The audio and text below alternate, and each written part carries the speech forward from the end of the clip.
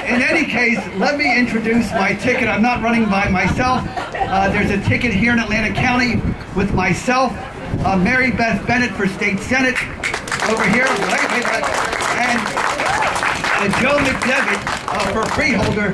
Now, Joe McDevitt's not with us today. He's in Lady Star of the State Church. His son Robert, I believe, has his first communion today.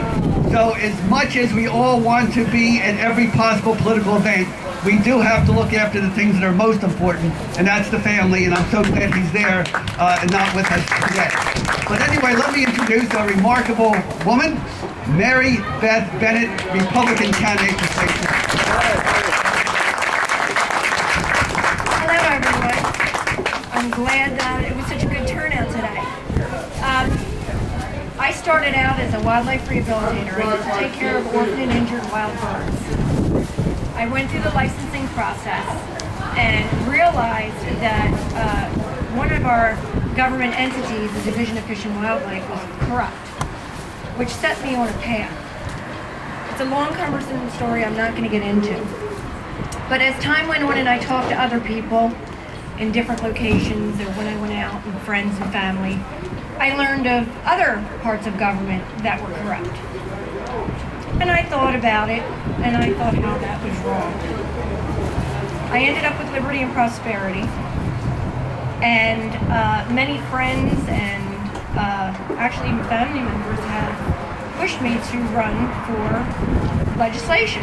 And I thought, no, I'm not going to do that. Then I got my tax bill in for my property tax. And I said, this is enough. I had to fight my assessment.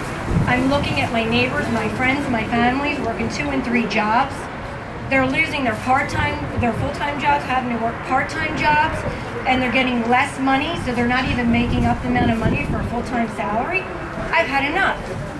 I listened to words that my father used to say, God rest his soul. He passed away in January '89. He was a veteran. He served in the Korean War. He was in a MASH unit. He was a surgeon there. And he used to tell me that one person could make a difference. But you can't make a difference unless you step up to the plate and do something different to change things. So I took my father's words, which I respect, and I decided to do something. And as I decided to do something, I thought about all of our other veterans that have gone out and fought for us to have our rights. They've died. They've watched their brothers die, their friends, and they've really gone through a lot to be able to give me the right to stand here today and run for office. They also gave everyone else a right, and that is to vote. Many people don't come out on June 4th to vote in the primary. They're allowing other people to make decisions for them with the candidates that run. They have to remember what our veterans have been through, what we've done with this country, and honor that, and take that right and say, you're not going to decide for me. I'm going to step up to the plate and vote for who I feel is right. And